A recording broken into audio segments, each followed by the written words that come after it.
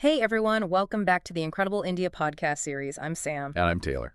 And today we're setting sail, so to speak, along a really dramatic stretch of the country's western coastline. It's fantastic to dive in, and we have a very specific blueprint for this one. It's a 5-day journey that packs an extraordinary amount of history and nature into a pretty short trail. Exactly. This deep dive is built around a really structured itinerary along coastal Karnataka. We're starting in Mangalore and then heading north up towards Gokarna and, well, the geological secrets of Yana. We're calling it the West Coast Trail. And the mission here really is to get a handle on the incredible contrasts that define this region. You're moving from, say, ancient temples to these huge seaside statues and then into deep rainforest geology. It's a study in extremes. The big picture, I think, is this idea of a rich blend of sacred sites and coastal landscapes. Yeah. You're kind of peeling back layers of history while at the same time the actual land around you is changing dramatically. Okay, let's unpack this, starting with day one in Mangalore. What's so fascinating about Mangalore right off the bat is its complexity. Its immediate complexity, yeah. Exactly. It's this ancient port city, so its history, its whole cultural identity isn't just one single thing. It's a blend. We start with two key temples, Kudroli Gokarna and Mangala Devi.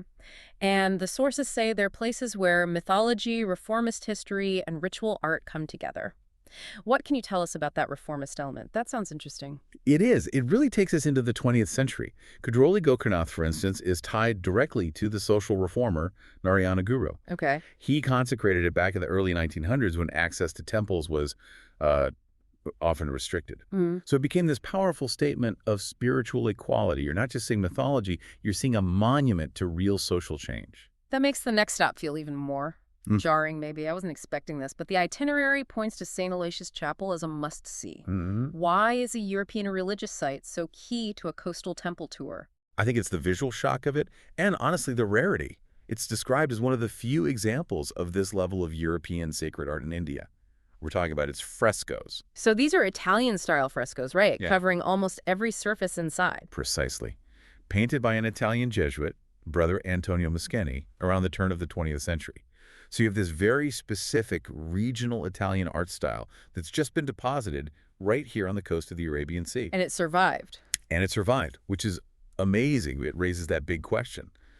How do these totally different spiritual identities, the ancient local devotion and this profound European art, how do they coexist? And the answer is they just do. They share the space. They share the space. It reflects Mangalore's deep history as a hub for maritime trade. And then the day wraps up at Ulal Beach, looking out at the Arabian Sea. So after all those layers of history, we move a bit inland for day two. Right, away from the sea breeze and towards the sacred Nandini River. This day is all about riverine spirituality. And the setting for the Durga Parameshwari temple in Katil is key here. It's described as appearing to rise from the Nandini River. Wow. So that's not just a pretty picture. It really underlines how the spiritual life here is so deeply, fundamentally tied to water. And this temple is more than just a place of worship, right? It's a cultural engine, especially with its link to Yakshagana. A huge cultural engine. For anyone listening who might not know, what exactly is Yakshagana? It's a spectacular 500-year-old dance drama form from Karnataka. Think of it like an all-night opera. You've got music, these incredibly elaborate, vibrant costumes, dance, and improvised dialogue. All based on the epics. Usually, yes. Yeah. And the Katil temple is like a living theater for it. It's dedicated to keeping this very demanding art form alive. Then we shift north to Udupi and the famous Krishna temple. There's a really specific detail that stands out here, this unique viewing window. Yes, the Kankanadi window. It's a small 9-holed opening, and it's how devotees traditionally see the main deity. It feels like devotion through limitation. It is, and it's central to the temple's story. The legend is tied to the 16th century Saint Kanakadasa. He wasn't allowed inside, so the idol itself miraculously turned to face a crack in the back wall so he could see. That crack became this window. So you go from the huge public performance of Yakshagana to this incredibly intimate, personal moment of viewing the divine through a tiny window. That's a great way to put it. Devotion is experienced on so many different scales here. And then it's back to the coast. A quick stop at Kapu Lighthouse just to remind you the ocean is always there. Always present. Those expansive views really ground you. Day 3. This is where the geography gets really, really interesting. The drive to Murudeshwar. Ah, yes, Maravalent. The sources call this one of India's most unusual natural settings. Tell us about these parallel waterways. It's an amazing visual. At Maravalti, the road is on this very narrow strip of land.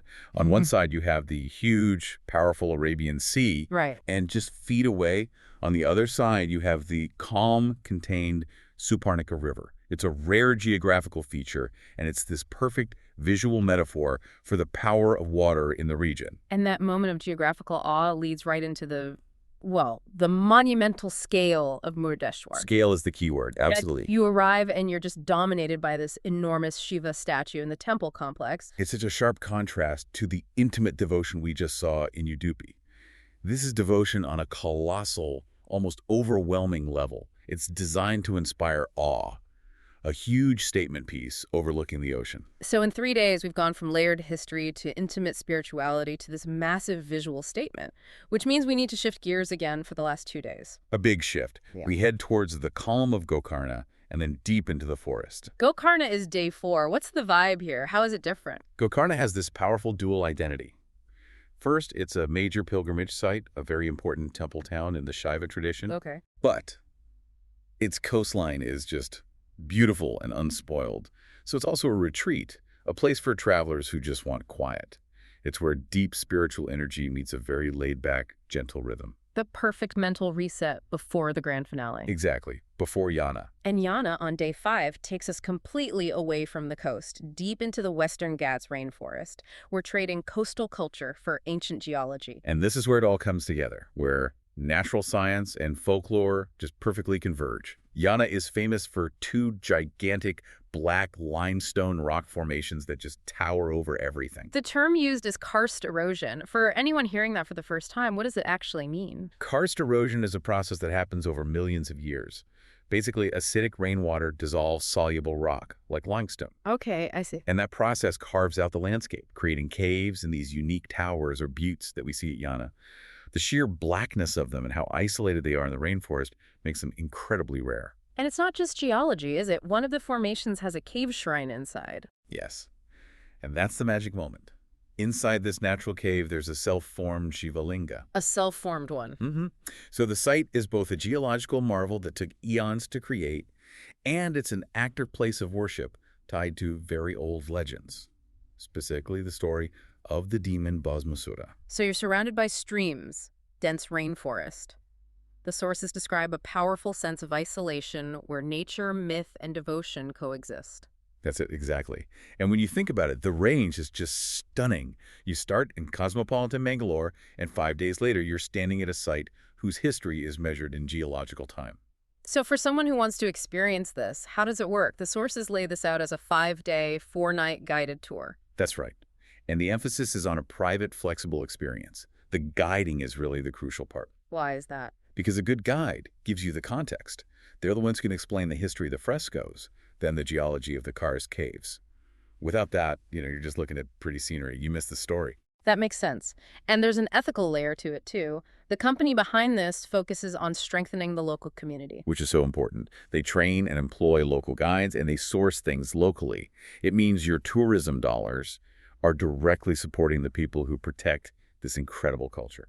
So to sum up this Coastal Karnataka deep dive, it's a route defined by, contrasting histories, sacred rivers, that strange parallel shoreline, huge statues, and then these ancient geological secrets. Right. And here's a final thought for you to mull over. The fact that there's a self-formed Shiva linga inside a millions of years old karst cave, it forces you to think about how geological, time, deep earth history, and profound spiritual legend aren't separate things here. They actually define each other in this small, incredibly wet, powerful corner of India. That blend of science and soul. That's the real heart of this trail. If you decide to travel to coastal Karnataka, we have a recommendation. 5 Census Tours organizes tours across India which are immersive cultural experiences. You can email contact@5censustours.com. Note 5 is written as a numeral in contact@5censustours.com or WhatsApp to +919 845 677446.